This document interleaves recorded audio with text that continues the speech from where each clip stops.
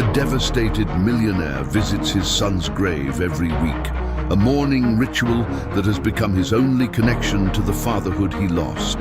During one of these melancholic visits, a group of orphan children passes through the cemetery on an educational outing. A 7-year-old girl strays from the group, approaches him, and seeing his tears with a compassion beyond her years, whispers words that will forever echo in his soul. "Don't cry, uncle. You can be my daddy if you want." Completely disarmed by her innocence, he does something that leaves her in shock. Arthur Vance knelt before the cold, polished marble headstone, the expensive fabric of his dark trousers wrinkling against the damp, neatly trimmed grass. The name carved into the stone seemed to mock him, a permanent inscription of an unbearable absence. Liam, his son, his only son. The cemetery's silence was heavy, broken only by the rustling of autumn leaves and the contained sob that escaped his lips. The air smelled of wet earth and lilies, a combination that now, for him, was the very scent of pain. Every week he came to this sanctuary of marble and quiet, not out of obligation, but from a desperate need to feel close to the only person who truly mattered. The vast fortune he had built, the stocks and diversified portfolios that multiplied seemingly on their own, all the capital gains and gold, none of it could buy a single extra second with his son. Money, which once represented power and security, was now just useless paper, incapable of filling the overwhelming void in his chest. His businesses thrived, his capital dividends continued to grow, but his soul was bankrupt. He traced the letters of Leo's name with his fingers, the cold stone penetrating his skin. The tears, which he thought had long run dry, welled up again, hot and salty, rolling down his face and dripping onto the boy's smiling photograph. That smile, it was like a knife to his heart.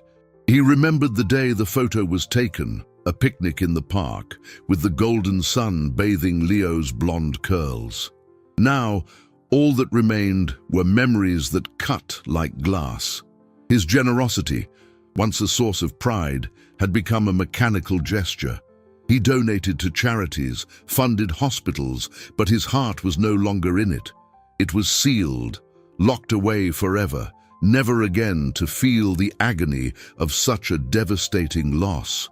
Love, he had decided, was a risk not worth taking again. His world had turned grey, a routine of exhausting work and solitary grief. It was then that a different sound broke his reclusion. Children's laughter, high-pitched, curious voices. A group of children neatly lined up were walking along one of the main pathways, accompanied by 2 women, a field trip perhaps. Arthur frowned, sensing the intrusion into his sacred space. He hunched over, hoping they would pass quickly, that they wouldn't notice the broken man weeping over a grave. But a small figure wandered away from the group, a girl with dark, tousled hair, wearing a faded blue dress and worn shoes. She stopped a short distance away, watching him with large brown eyes, so deep they seemed to hold a wisdom far beyond her few years. She didn't look frightened or curious in a childish way. There was a silent compassion in her gaze. She took a few hesitant steps toward him, stopping right beside him. Arthur swallowed hard, trying to compose himself, ashamed of his exposed vulnerability. He wiped his face with the back of his hand, but it was too late. The girl tilted her head. "Why are you crying, mister?" she asked, her voice soft as the whisper of the wind.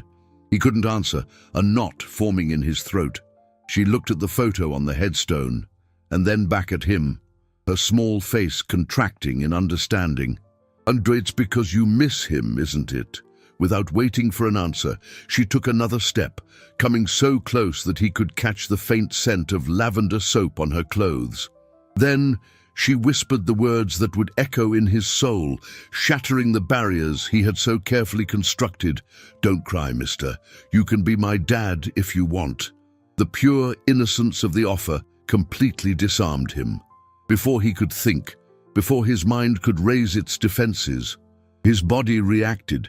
He pulled her into an embrace, wrapping the small, fragile form in his arms.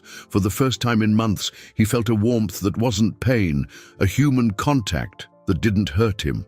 A single tear fell from his eye, landing on her hair, a drop of despair meeting an ocean of purity. In that instant, a sharp, severe voice cut the air like a razor. "Sophia, what are you doing? Get away from that man right now."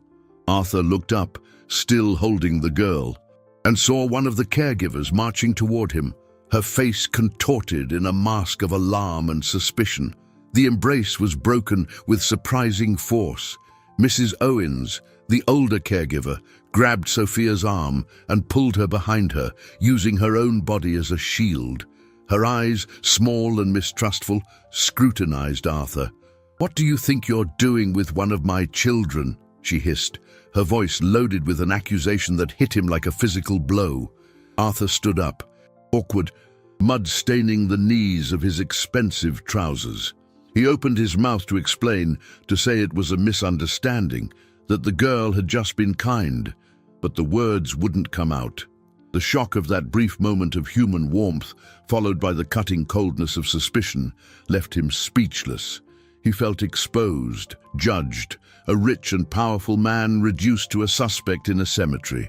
The other caregiver, younger and with a gentler look, approached, placing a hand on Mrs. Owens's shoulder. "Calm down, Irene. Let's see what happened." But the girl, Sophia, spoke first.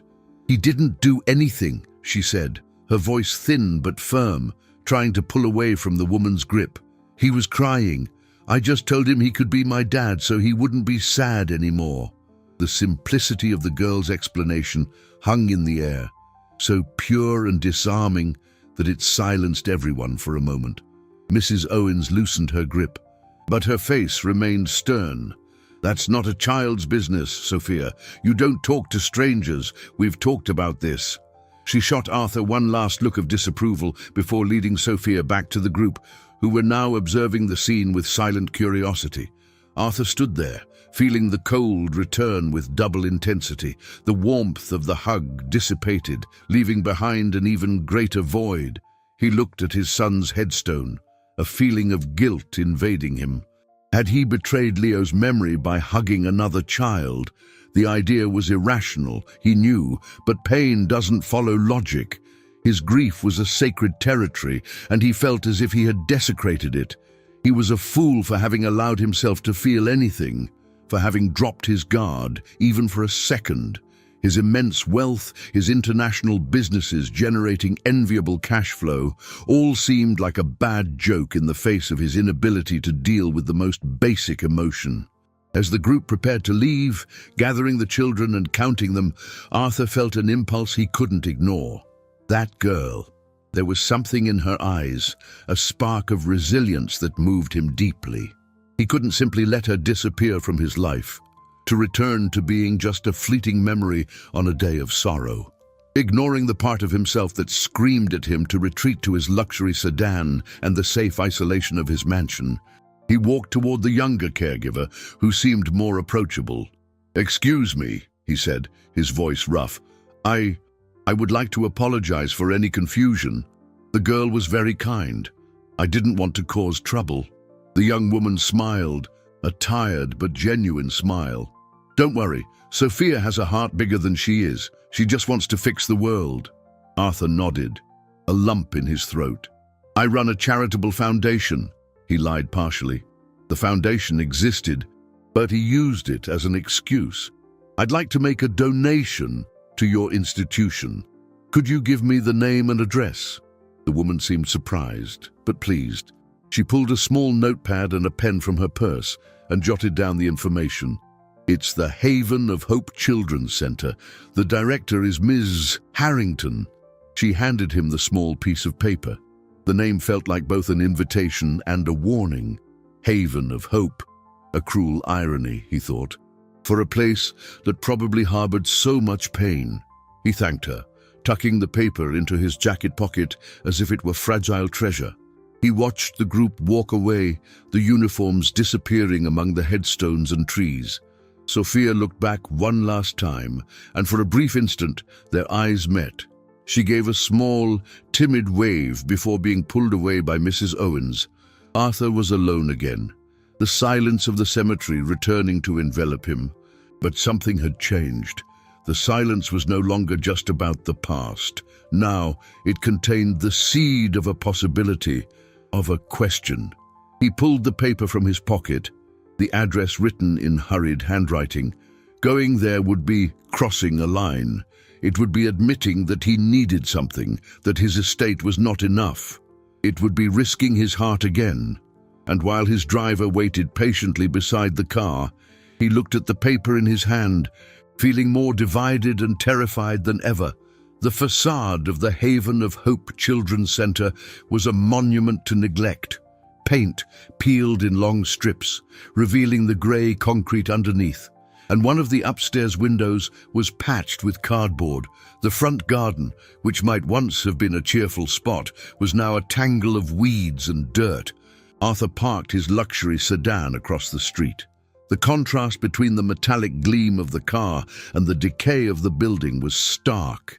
He felt a pang in his chest, a mix of pity and anger. How could they call that place Haven of Hope? It seemed more like a place where hope came to die. He stayed inside the car for long minutes, the crumpled piece of paper with the address in his hand. A part of him wanted to turn back, send an anonymous check for a generous amount, and forget the whole thing. It would be the easiest path, the safest. Donating money was simple. It didn't require involvement. It didn't open wounds. But the image of Sophia's eyes, so serious and compassionate, was etched in his mind. Her proposal, so innocent and pure, had planted something in him, a seed of curiosity that refused to be ignored. Taking a deep breath, he got out of the car. The air in that neighborhood was different from the air at his mansion on the hill. It smelled of struggle, of lives lived on the edge. Upon entering, he was met by a dimly lit hallway that smelled of cheap disinfectant and cooked cabbage. A thin, severe-looking woman with her hair pulled back in a tight bun sat behind a metal desk. "Yes?" she asked, without looking up from a pile of papers. "I'd like to speak with the director, Ms. Harrington," Arthur said, his voice sounding strangely loud in the stuffy environment. The woman finally looked up, her eyes scanning his expensive suit and polished shoes with an expression of thinly veiled disdain. "She's busy. What's this about?" Arthur felt irritation rise but contained it. "It's about a donation, a substantial donation." The word substantial seemed to have a magical effect. The woman straightened in her chair, a forced smile appearing on her lips. "Ah, yes. One moment, please." She stood up and disappeared through a door at the end of the hall. While he waited, Arthur observed the surroundings. The walls were stained, and a child's drawing, faded by the sun, was taped up, showing a crooked house with a smiling, stick-figure family. The sight hit him with unexpected force, bringing back the memory of dozens of Leo's drawings that he kept in a box, like sacred relics. The door opened, and a stout, middle-aged woman, with a smile that didn't reach her eyes, emerged. "Mr. Vance? Arthur Vance?" The name seemed to cause a small glimmer of recognition in her eyes. The fame of his net worth preceded him. "Mr. Vance? What an honor! I'm Matilda Harrington, the director. Please, come into my office." The director's office was the only part of the building that seemed to have received any attention. There was a clean rug on the floor and a vigorous fern in one corner. She invited him to sit in an uncomfortable chair opposite her imposing desk. "So, you mentioned a donation," she began, clasping her hands on the desk. "We are always so grateful for any help. Our resources are limited." Arthur went straight to the point. "I met one of your children yesterday at the cemetery, a girl named Sophia." Miss Harrington's smile wavered for a fraction of a second. "Ah, Sophia. A imaginative child, There was a tone in her voice that Arthur disliked, a subtle dismissal. "She seemed very special to me," he said, his voice firm. "I would like my donation to be directed toward improving the living conditions of the children. New clothes, better food, maybe the renovation of some of the rooms." He watched her reaction closely. Ms. Harrington forced an even wider smile. Of course. What a noble gesture. Any amount will be welcome for our angels." Arthur took out his checkbook and filled in an amount that made the director's eyes widen. He handed the check to her, but didn't let go. "I have one condition," he said, his voice low and serious. "I would like the opportunity to visit Sophia, just to talk, to make sure she is doing well." Ms. Harrington's face transformed. The smile vanished, replaced by a mask of cold professionalism. "Mr. Vance, that is highly irregular. We have very strict rules about strangers contacting the children. It's for their safety." The standoff hung between them. The check stretched out between their hands.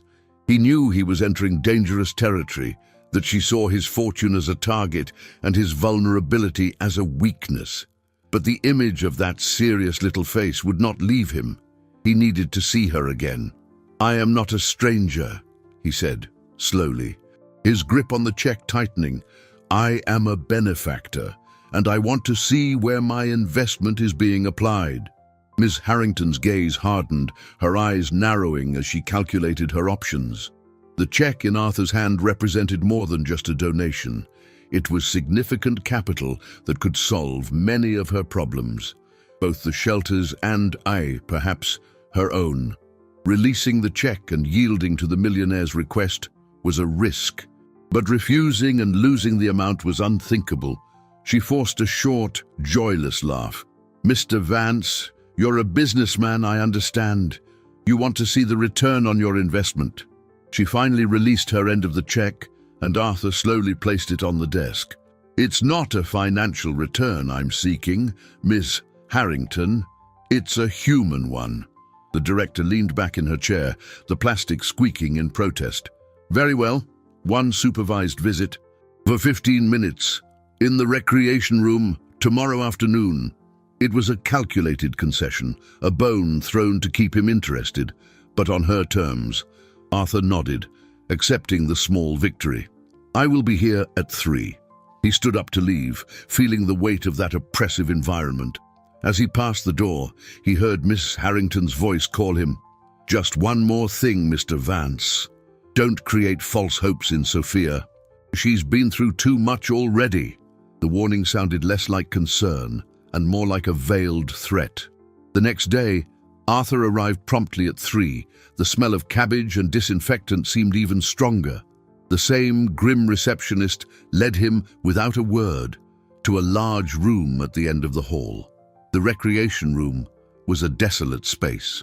Broken and faded toys were piled in a corner, the walls bare except for a few more children's drawings.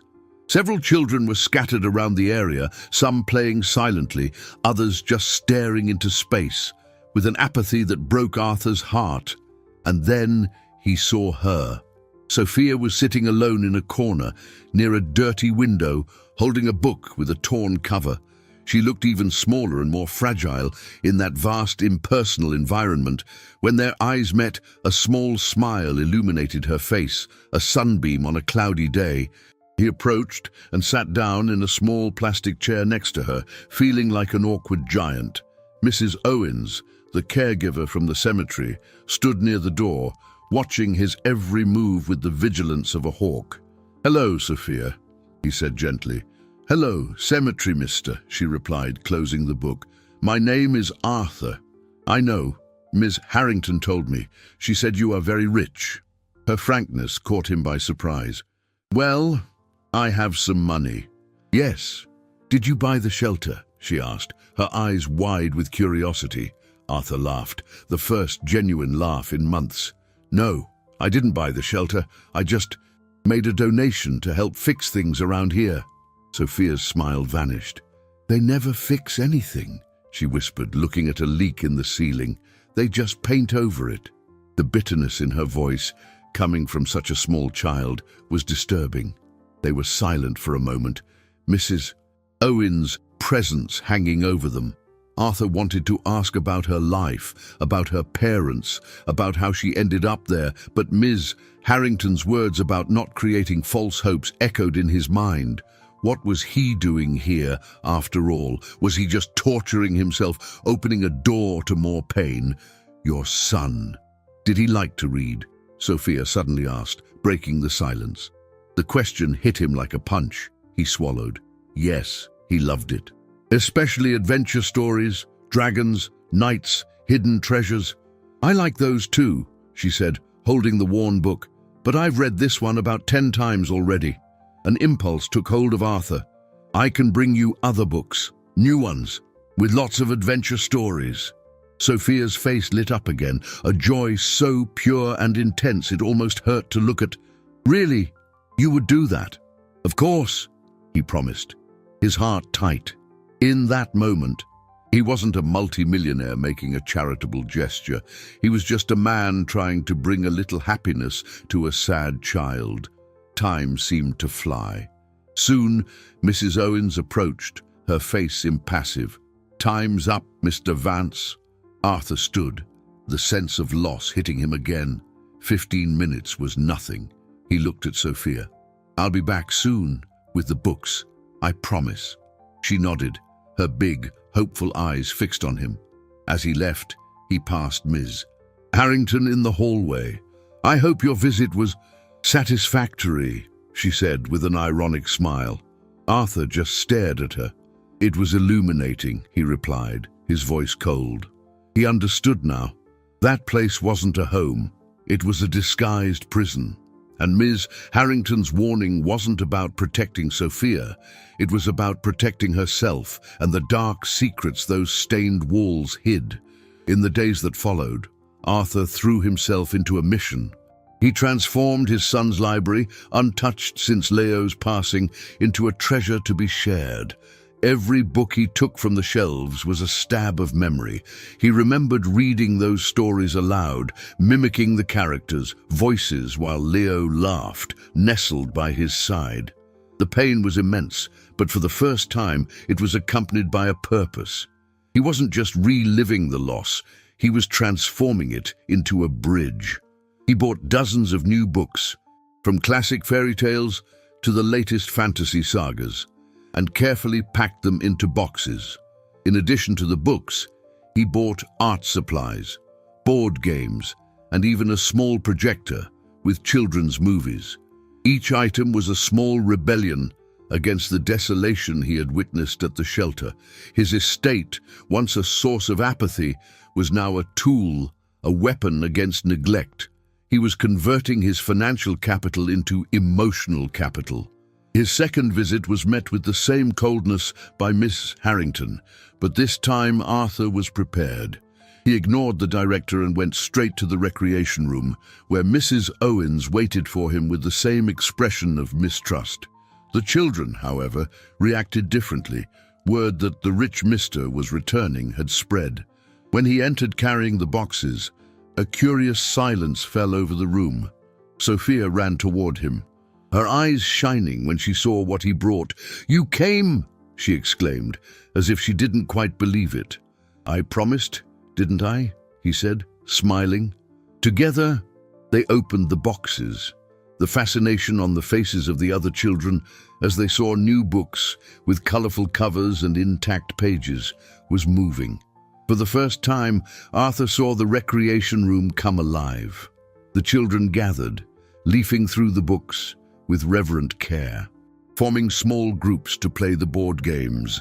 The sound of timid laughter began to fill the space, replacing the apathetic silence. Arthur sat with Sophia in her corner, and she chose a book about a princess who saved herself. He began to read to her, his voice slightly shaky at first, but gaining strength with each page. He felt the eyes of the other children on them, attracted by the cadence of the story. Soon, a small circle formed around him, all listening attentively, transported to a world far from the stained walls of the shelter. Mrs. Owens watched from afar, her arms crossed, but Arthur noticed a small softening in her expression, an almost imperceptible crack in her armor of severity. He was doing more than just entertaining. He was creating a moment of normalcy, of warmth and attention, something that seemed to be a scarce commodity in that place. The visit extended beyond the 15 minutes stipulated by Ms. Harrington. Almost an hour later, when he finished the chapter, a small hand touched his arm. It was a skinny boy with crooked glasses. "Mister, are you coming back tomorrow?" The question, so simple and full of hope, hit him hard. At that moment, something fundamentally changed within Arthur. This was no longer just about Sophia. It was about all of them. It was about the boy with glasses, about the girl drawing on a torn piece of paper, about all those young lives trapped in a failed system. His instinctive generosity, long dormant due to pain, awakened with an overwhelming force. He couldn't fix his own past. He couldn't bring his son back, but maybe, just maybe, he could offer a better future for those children. As he left, he found Ms. Harrington waiting in the hallway, her face like a storm cloud. "Your visit exceeded the agreed time, Mr. Vance?" "The children were enjoying themselves," he replied calmly. "They need that. What they need is order and discipline, not fantasies," she retorted, her voice glacial. "And you are disrupting my routine." The confrontation was inevitable. Arthur stopped and faced her. "Perhaps your routine is the problem, Mrs. Harrington. Starting today, I will come every day. And if you try to stop me, I will ensure that every local paper and news channel in this city knows how the director of Haven of Hope refuses donations and the help of volunteers. Let's see how your superiors react to that." Ms. Harrington's face went pale. Anger replaced by thinly veiled fear. He had played his most powerful card, the threat of exposure. He was Arthur Vance, a man whose wealth gave him a voice that would be heard, and he was about to use it. The battle for the welfare of those children, and perhaps for his own soul, had just begun. Arthur's threat worked like a dark charm. Ms. Harrington backed down, her face a mix of fury and resignation. She said nothing, just gave a short, rigid nod before turning and marching back to her office, slamming the door shut. Arthur knew he hadn't made a friend, but a powerful enemy. The director may have lost that battle, but the war was far from over. She now saw him not as a benefactor, but as a direct threat to her small private empire of neglect. In the following days, Arthur kept his promise. Every afternoon, at 3 o'clock, his luxury car stopped in front of the shelter. He brought better snacks, fresh fruit and juices, replacing the dry crackers and watered-down punch that were served. He read stories, helped with homework, and most importantly, he listened. He learned the names of almost all the children, their small hopes and their silent fears. He discovered that Miguel, the boy with glasses, dreamed of being an astronaut, and that Lucy, a shy girl who never spoke, drew angels with impressive skill. Sophia was his constant shadow. She followed him everywhere, her little hand often finding his. During these moments, Arthur felt a peace he hadn't known in a long time. Her presence was a balm to his wounded soul. He began to see flashes of Leo in her, not in appearance, but in her insatiable curiosity, her easy laughter, and that which once terrified him, now brought him a bittersweet comfort. He wasn't replacing his son. He was learning to let love bloom again in a different soil. However, his constant presence and the visible change in the children's mood did not go unnoticed. Ms. Harrington's hostility was palpable. She watched him from afar, arms crossed, her eyes full of resentment. She began to create small obstacles. The recreation rooms would be undergoing maintenance exactly at the time of his visit, or the children would have mandatory activities that couldn't be interrupted. Arthur circumvented each of them with patience and determination, using his influence and, when necessary, the veiled promise of more donations to get what he wanted.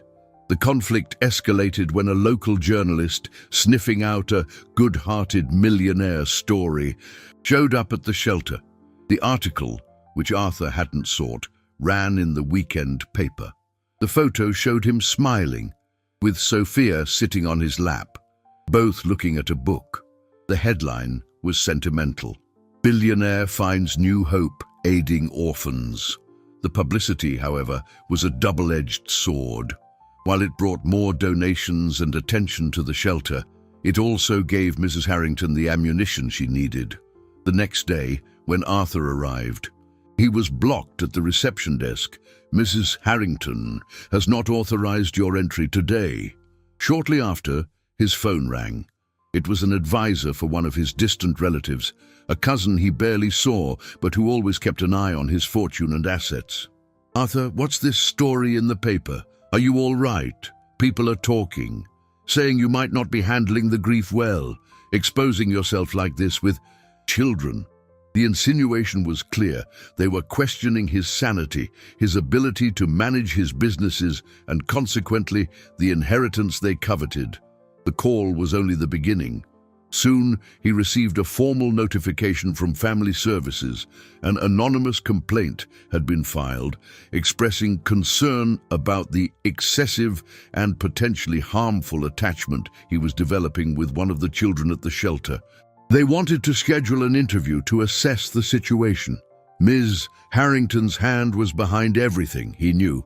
She couldn't stop him directly, so she was using bureaucracy and public opinion to poison the well. She was painting him not as a savior, but as an unstable man, using a vulnerable child to fill his own void. He was surrounded. On one side, an envious and manipulative director. On the other, greedy relatives ready to use any slip-up against him. And in the middle, Family Services, an agency that, however well-intentioned, could easily misinterpret his actions. His journey to help Sophia and the other children had become a minefield. He looked at the phone, the Family Services notification glowing on the screen. He could give up, retreat to the safety of his secluded life, and let the world forget his attempt to reconnect. But then, the image of Sophia's face, illuminated by the promise of a new book, came to his mind. Giving up would mean abandoning her to that system, at the mercy of people like Ms. Harrington. And that, he realized with chilling clarity, was something he simply could not do. The interview with the social worker, a woman named Eleanor, was tense. The small, impersonal room in the government building seemed designed to intimidate. Eleanor, with her analytical gaze and notepad in hand, asked a series of direct and incisive questions. She questioned his motivations, the frequency of his visits, the nature of his relationship with Sophia. Arthur answered everything with brutal honesty, exposing his pain over the loss of his son and the unexpected connection he felt with the girl. He spoke about the precarious conditions of the shelter, the apathy in the children's eyes, and his genuine desire to make a difference. "I am not trying to replace my son, Ms. Eleanor," he said, his voice thick with emotion. "And no one can ever replace him.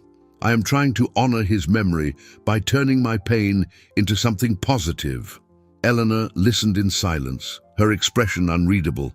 At the end, she only said that the report would take some time and that, for now, his visits to the shelter were suspended until this preliminary assessment was completed. The suspension was a devastating blow. The days dragged on in torturous silence. The mansion, which was once a refuge, now felt like a gilded cage.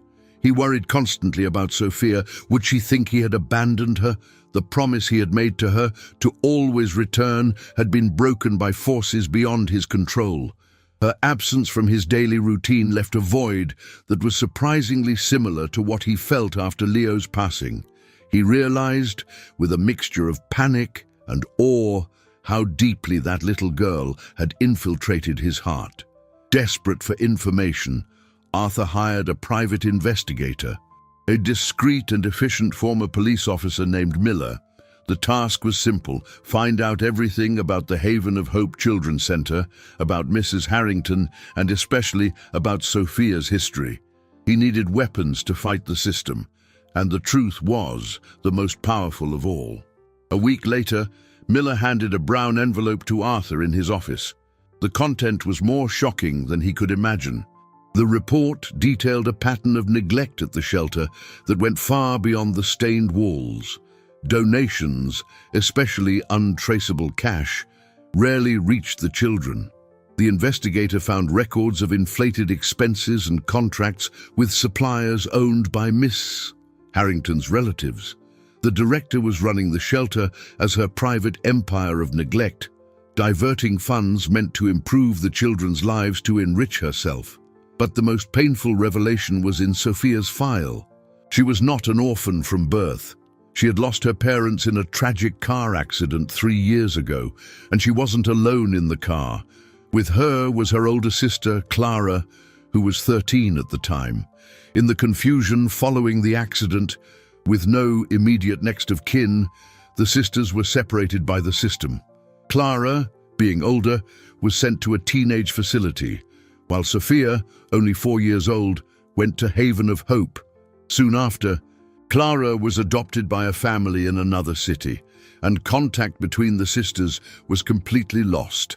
The system, in its bureaucratic efficiency, had severed the only remaining family tie Sophia had in the world. Arthur sat in his leather chair, the report trembling in his hands. The pain of that revelation hit him on a visceral level. He, who knew the agony of losing a piece of his family, could imagine the terror of those 2 girls being separated at the moment of greatest vulnerability. Sophia's sadness, the wisdom in her eyes, everything made sense now. She wasn't just an orphan. She was a sister who had lost her other half. Her proposal in the cemetery, "You can be my dad if you want," gained a new and moving significance. It wasn't just the desire for a father. It was the desire for a family, for a connection that had been brutally ripped away from her. The anger boiled within him, a cold, clear fury. This was no longer about charity or overcoming his own grief. This became a matter of justice.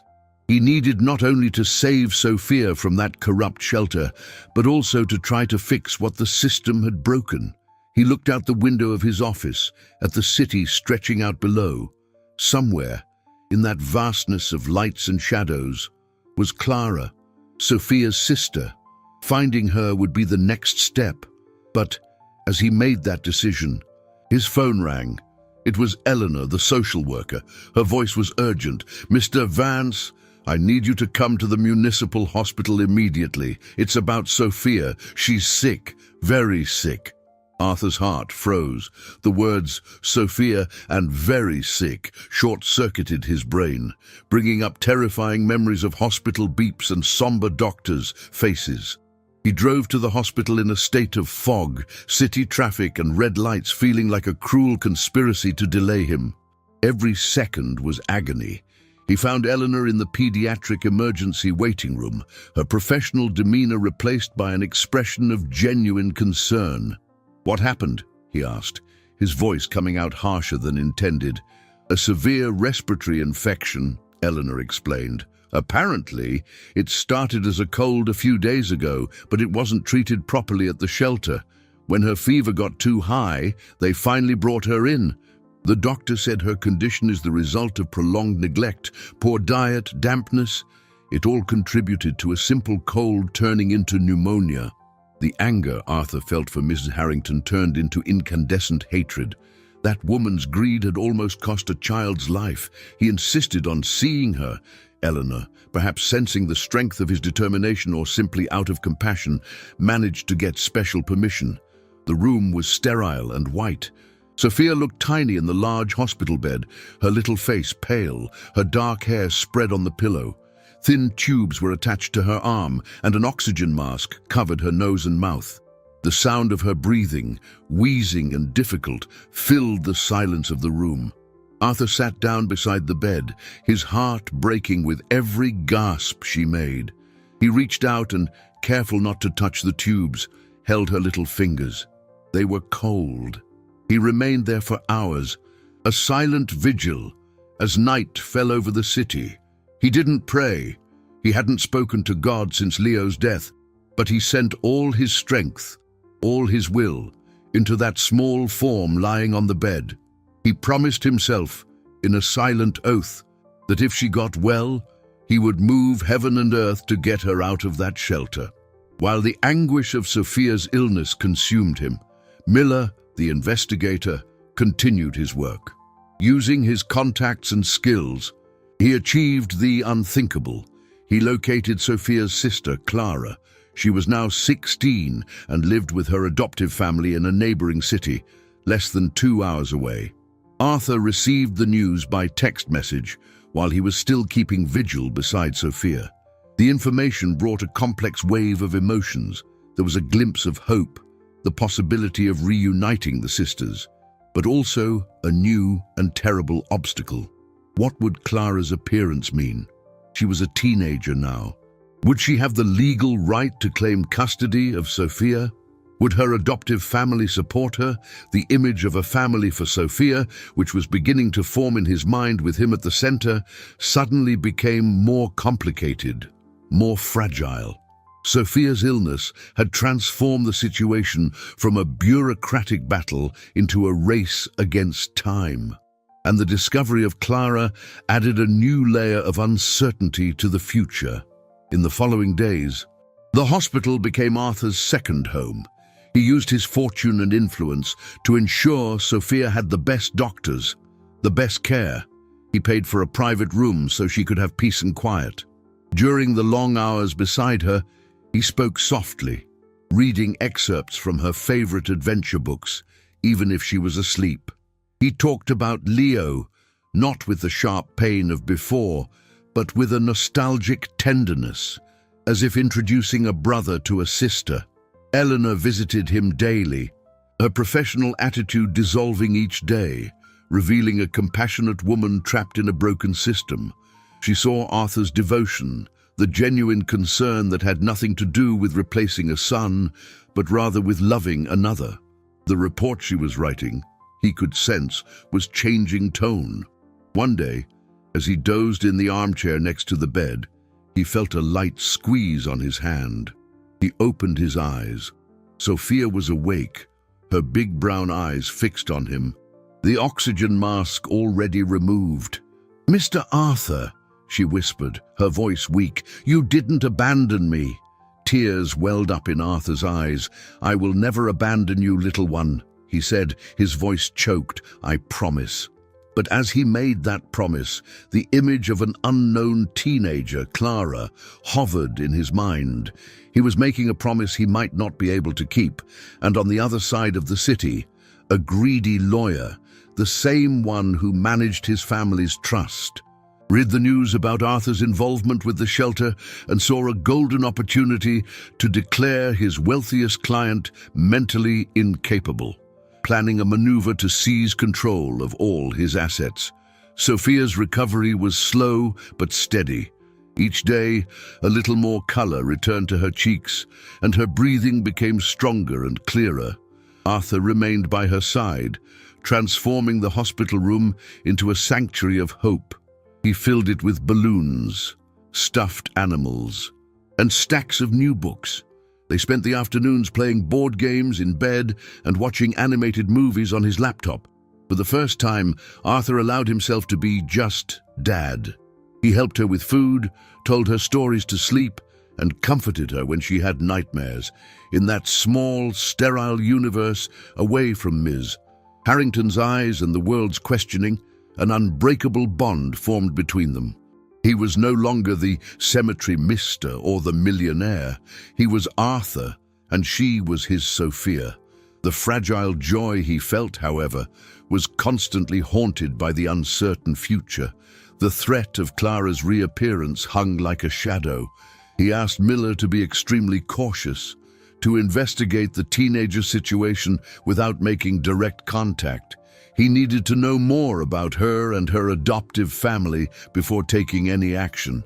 Meanwhile, Miller's investigation into the shelter produced irrefutable evidence of Ms. Harrington's corruption. Bank statements, testimony from former employees, falsified invoices. Arthur handed the complete dossier to Eleanor, the social worker. She was shocked, but not entirely surprised. "I always suspected something was wrong there," she admitted, "but I never had concrete proof." Backed by Eleanor's report, which now detailed the neglect that almost sent Sophia to the hospital, and Arthur's dossier, a formal complaint was filed with the authorities. Ms. Harrington's downfall was swift and quiet. To avoid a public scandal, she was forced to resign, and a criminal investigation was opened into her management. For Arthur, it was an important victory, but he knew it was only the beginning. The system that allowed someone like Ms. Harrington to thrive was still there. With Sophia about to be discharged, the question of where she would go became urgent. Returning to the shelter, even with a new administration, was out of the question. Arthur formally began the process to obtain her temporary guardianship. That's when the second battlefront opened. His family lawyer, Mr. Caldwell, a man who had known Arthur since childhood and whom he implicitly trusted, began to raise objections. "Arthur, are you sure about this?" he asked. During a meeting in his luxurious office, "The courts will see this as an impulsive decision made in a moment of emotional fragility. Your family is concerned. They think you're trying to fill a void recklessly." Arthur felt a pang of betrayal. "My family is only concerned about the trust, and you know it, and you should be on my side, not theirs." Mr. Caldwell sighed, adjusting his glasses. "I'm on the side of what's best for you and your estate. A complicated adoption process can be used to question your competency. Think of your businesses, your investments, your entire legacy." Arthur couldn't believe what he was hearing. The man who should be his defender was using his assets and wealth against him, disguising greed as concern. What Arthur didn't know was that Mr. Caldwell was in cahoots with his distant cousins. The plan was simple. If Arthur was deemed mentally unstable due to erratic behavior following his grief, Caldwell, as the trust executor and longtime advisor, would be appointed administrator of his vast fortune. Sophia's adoption was the perfect trigger for them. They increased the pressure, planting stories in the media about the eccentric billionaire and his questionable decisions. The temporary guardianship process became a bureaucratic nightmare, with his relatives' lawyers, guided by Caldwell, filing motions and objections, arguing that Arthur was not emotionally fit to assume responsibility for a child. They were using his grief, his deepest pain, as a weapon to disqualify him. One day, at the hospital, while helping Sophia assemble a puzzle, she was silent for a long time. "Mr. Arthur," she began, her voice hesitant, "a lady came to visit me yesterday. She said she was a social worker. She asked me if you force me to like you. She said maybe you only want me because I look like your son who went to heaven." Arthur's blood boiled. They were trying to poison Sophia's mind, using a child as a pawn in their dirty game. He hugged her tightly. "Sophia, look at me. I want you in my life because you are Sophia, unique, special, and the bravest girl I know. No one will ever take anyone else's place. We'll just create a new place. Just ours." She hugged him back, but he could see the seed of doubt planted in her eyes. The battle was no longer just in the courts or the media. It had reached the heart of the person he most wanted to protect, and the biggest twist was yet to come. Across town, a teenager named Clara saw the photo of Arthur and Sophia in the newspaper and recognized in that girl's eyes the sister she thought she had lost forever. Clara's appearance was like a bolt from the blue. She did not contact the authorities or the media. Instead, she acted with a maturity that belied her 16 years. Through social media and with the help of friends, she found Arthur's company name and consequently his office address. On a rainy afternoon, without warning, She appeared at the reception of the imposing commercial building, asking to speak with Mr. Vance. The secretary, accustomed to dealing with all types of people trying to reach the boss, was about to dismiss her when Arthur, by chance, was leaving his office. He paused when he saw the teenager standing in the lobby, her dark, rain-soaked hair plastered to her face, her large brown eyes fixed on him with a fierce intensity. They were the same eyes as Sophia's. In that instant, he knew who she was. The world seemed to stop spinning. He took her to his office, a heavy silence hanging between them. Clara was the first to speak, her voice firm despite a slight tremor. "That girl in the newspaper photo. She's my sister, Sophia. I looked for her for years. They told me she had been adopted and that the case was closed.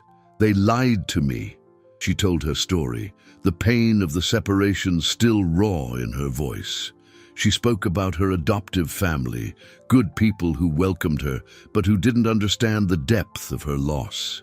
She spoke about the nights she woke up crying, dreaming of the little sister who had been taken from her. Arthur listened, his heart tight with compassion and a growing fear. He saw the unwavering determination in her eyes. "I saw her at the hospital," Clara continued, her voice choked. "I stayed outside the room. You were reading to her. She looked happy." A knot formed in Arthur's throat. "She's recovering well," he managed to say. Clara stared at him, and the question he feared finally came. "I want custody of her. She's my only family. We should be together." The words hit Arthur with the force of a physical blow. It was his worst nightmare come true. From a legal and moral standpoint, Clara's request was just, but the idea of losing Sophia, now that he had finally found her, was unbearable. "Clara, he began, unsure what to say. "I know you have a lot of money, a fortune, probably. But that doesn't give you the right to keep my sister." She interrupted him, pain turning into anger. "She's not an object you can buy to fix your broken heart."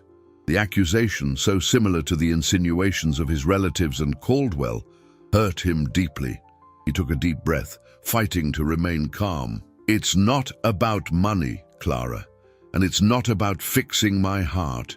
It's about Sophia, about what's best for her."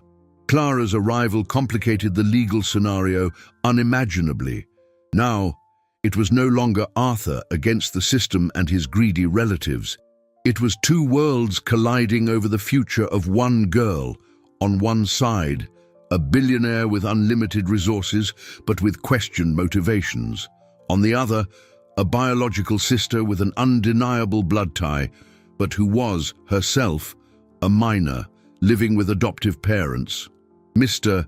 Caldwell and Arthur's cousins saw the situation as a gift from heaven. Immediately, they contacted Clara's adoptive family, offering pro bono legal support for her to gain custody of her sister. The plan was devilish. By supporting Clara, they would undermine Arthur's position, making him look like the selfish villain who was trying to separate two sisters. If Arthur lost the custody battle, the emotional defeat could be the final proof of his instability for them to take control of his assets. Arthur found himself in an impossible trap. Fighting for Sophia would mean fighting against her own sister, something his conscience could barely bear. Giving up would mean handing Sophia over to an uncertain future and losing the light that had returned to illuminate his life. The girl, still recovering in the hospital, was oblivious to this new storm brewing around her. One day, while drawing, she asked Arthur, "When I leave here, will I live with you in your big house?" Arthur's heart broke. How could he explain to her that someone else, a sister she barely remembered, had appeared to claim her? How to explain that the family they had begun to build together could be undone before it even started? He looked at the drawing she was making. A large house, with a man, a girl, and an angel in the sky, all holding hands. The simplicity of her wish was a brutal contrast to the complexity of the battle being waged in her name. He knew the custody hearing would be the final battleground, where not only Sophia's future but also his own sanity and legacy would be at stake, and he was fighting on multiple fronts with a traitor in his own camp and an adversary he didn't even want to fight. The proximity of the custody hearing hung over Arthur like a storm cloud. The pressure was immense, coming from all directions. His relatives, lawyers, secretly led by Caldwell, intensified the smear campaign, leaking anonymous sources to the press that painted Arthur as an emotionally broken man, obsessed with recreating his lost family. They argued that handing Sophia over to him would be an act of cruelty, forcing her to live in the shadow of a dead child. At the same time, they publicly championed Clara, portraying her as the tragic heroine fighting to reunite with her only family. The narrative was powerful and turned public opinion against him. Arthur felt like he was screaming into a vacuum, his true intention lost amidst the noise of greed and manipulation. He knew Mr. Caldwell was behind the strategy, but proving the betrayal was another story. The lawyer was cunning, covering his tracks with a web of legalities and confidentiality. The relationship with Clara became the most painful challenge. Arthur tried to meet with her several times, seeking common ground, but the lawyers financed by his relatives kept her isolated, filling her head with mistrust. They convinced her that any gesture from Arthur was an attempt to manipulate or buy her off. "He wants to sideline you with money," they said. Don't trust anything he says." Despite the blockage, Arthur did not give up. He asked Miller, his investigator, to deliver a package to Clara without the lawyers knowing. The package did not contain money or legal proposals. It contained a photo album, pictures of Sophia in the hospital, smiling for the first time after her fever dropped, photos of her drawing, reading the books he had brought, making a face while trying broccoli in her soup. And at the end, a single photo of Leo smiling on a swing. Attached to it, a simple handwritten note from Arthur. "Clara, I will never understand the pain you felt, but I understand what it is to love someone with all your heart. I don't want to take your sister away from you. I just want her to be happy and safe.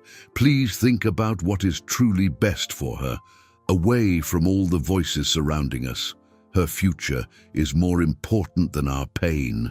As the legal battle intensified, Sophia's health finally allowed her to be discharged. With the custody hearing imminent, the judge made a provisional decision. Sophia would stay in a neutral foster home, a supervised environment, until a final decision was made. The news was a blow to Arthur. Seeing her taken away by a social worker from the safe environment he had created in the hospital to an unknown place was one of the hardest things he had ever faced. He promised her it would be for a short time, but the fear in her eyes showed that her confidence was shaken. "Are you going to visit me?" she asked, her voice small and trembling. "Every day they allow me," he swore. The visits were short and supervised. Sophia was quieter, more withdrawn. The doubt they had planted in her mind was growing in that impersonal environment. "The lady at the home said, 'Maybe I'll live with my sister,'" she told him one day, in a whisper. "I don't remember her. I remember you." Sophia's confession gave Arthur the strength he needed. He realized he couldn't win that battle only with logic and financial resources.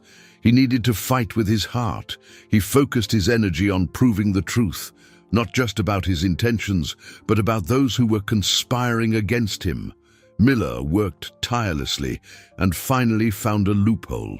He discovered a series of encrypted emails between Mr. Caldwell and Arthur's cousin, openly discussing the strategy to declare him incompetent and seize control of his net worth. It was the proof he needed, the smoking gun that would expose the entire conspiracy. With this new evidence in hand, Arthur felt a wave of determination. The final hearing would not just be about Sophia's custody, it would be about exposing the truth, defending his honor, and fighting for the right to build a new family, not out of necessity, but out of pure and unconditional love.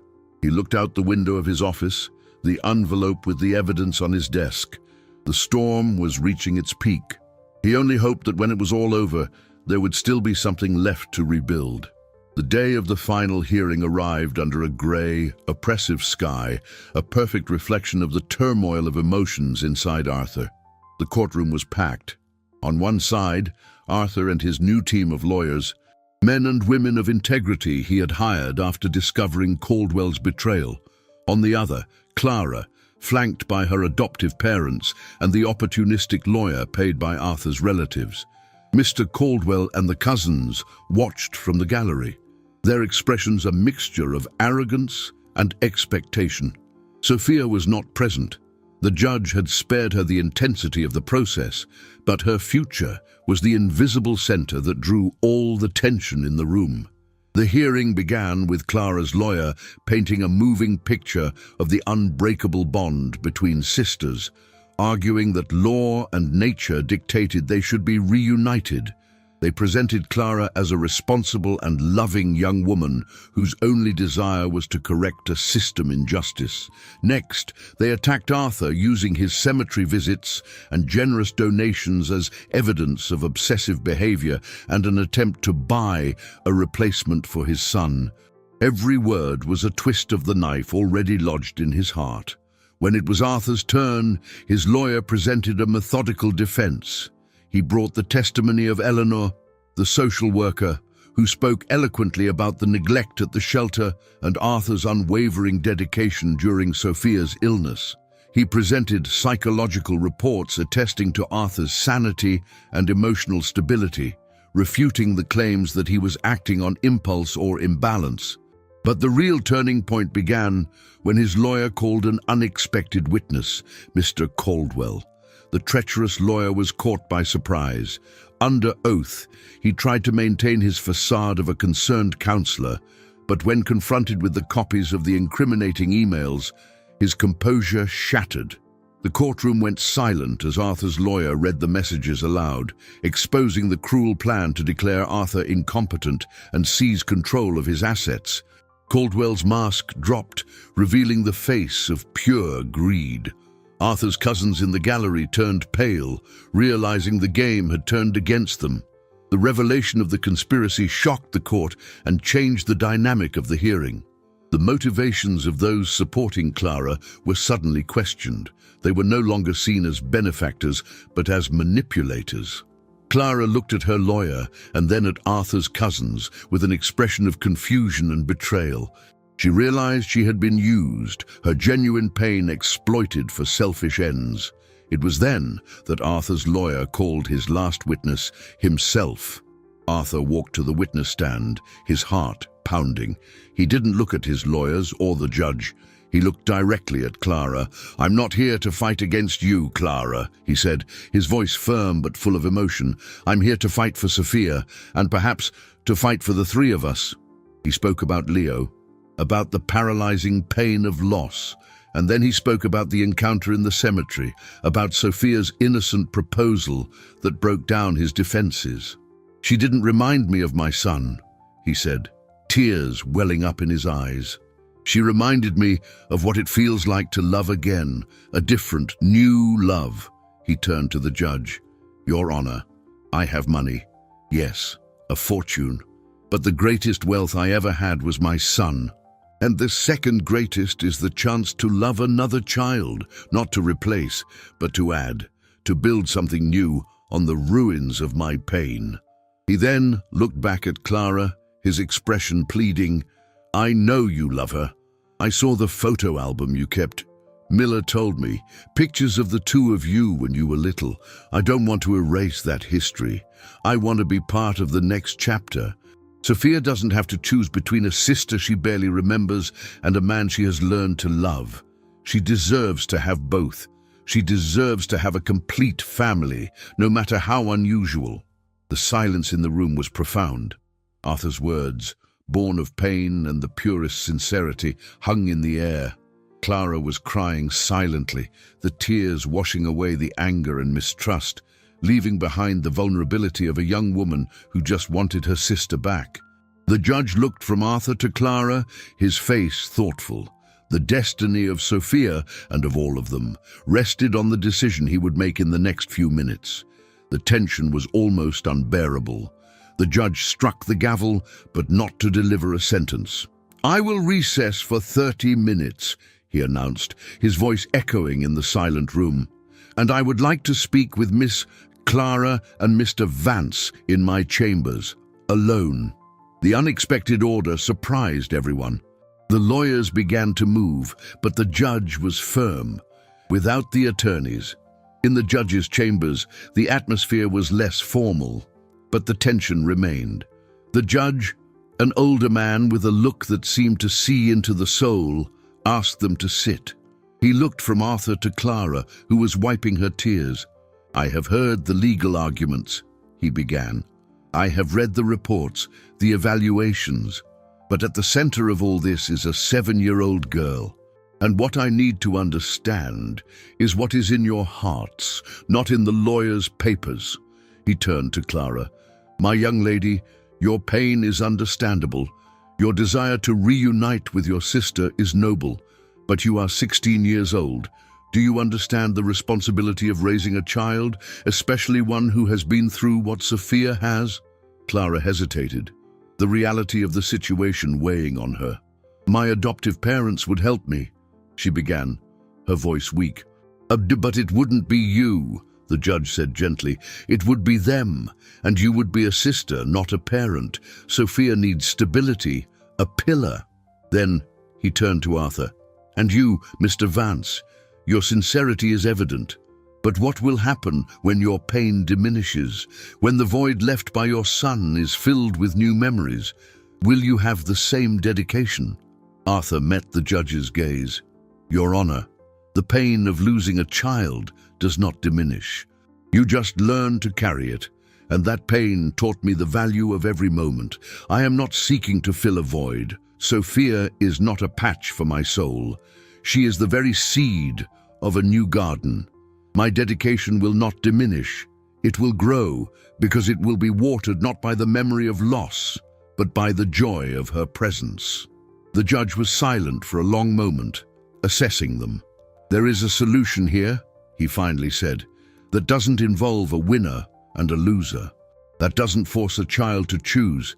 Back in the courtroom, the decision was announced. The judge granted legal custody and guardianship of Sophia to Arthur Vance. A collective gasp swept through the room. But before Arthur could process the victory, the judge continued. "However, this guardianship comes with a legally binding condition. Mr. Vance must ensure and facilitate constant, unrestricted and significant contact between Sophia and her sister, Clara. Weekend visits, holidays and vacations must be encouraged.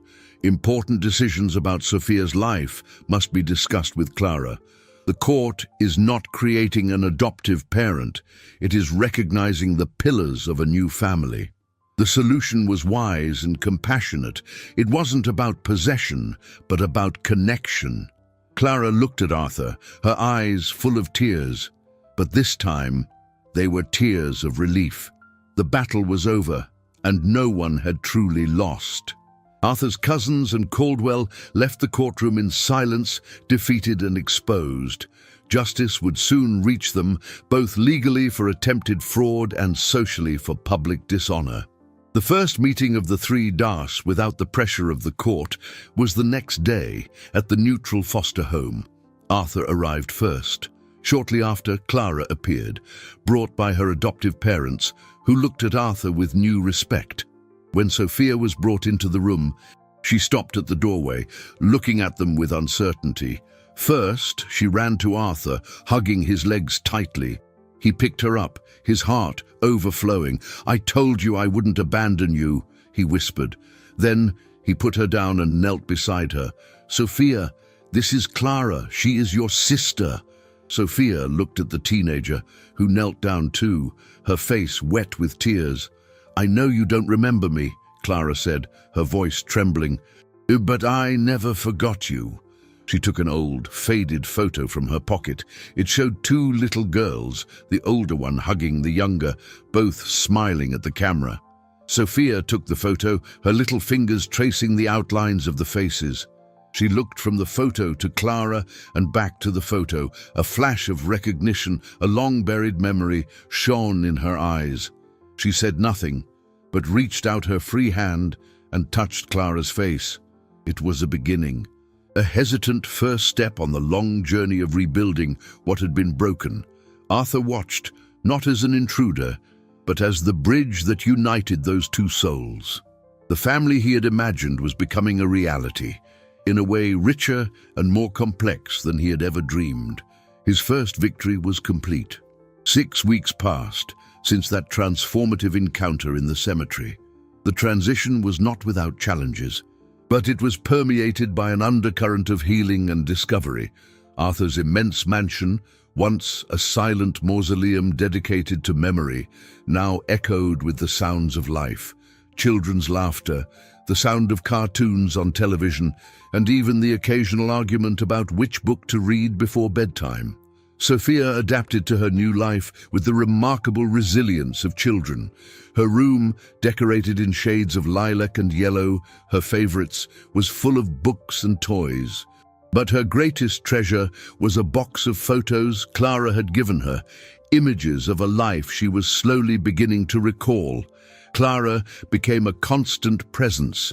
She spent most weekends with them, and the bond between the sisters flourished daily. They shared secrets, painted together, and sometimes Arthur found them simply sitting in silence, holding hands, as if recovering years of lost contact. Arthur, in turn, learned to navigate the complex dance of being a father and a facilitator. He never tried to take anyone's place, but rather to create a safe space for everyone to be themselves. The family they formed was unusual: an adoptive father, a daughter, and an older sister who was almost a co-parent, but it worked, united by a love that surpassed biology and tragedy. Arthur's final victory was not just personal. True to his promise to honor Leo's memory, he used a significant portion of his fortune to establish the Liam Vance Foundation. The goal was not just to donate money, but to completely restructure the city's child care system. The foundation's first action was to take over the management of the former shelter. Under new direction, the Haven of Hope was transformed. The walls were painted bright colors, the rooms renovated, and the smell of cabbage was replaced by that of home cooking. They hired more caregivers, psychologists, and tutors. It became, in fact, a place of hope. Arthur was there not as a distant benefactor, but as an active president, ensuring that the neglect that almost cost Sophia her life never happened to another child. His vast experience in business and asset management was redirected to a purposeful cash flow, ensuring the profitability and sustainability of a project that yielded dividends of pure humanity. The story ends on a sunny Sunday afternoon, back at the place where it all began, the cemetery. But the atmosphere was different. Arthur walked among the headstones hand in hand with Sophia. She carried a small bouquet of daisies, her favorite flowers. Clara walked beside them, her arm intertwined with Arthur's. They stopped before the polished marble headstone.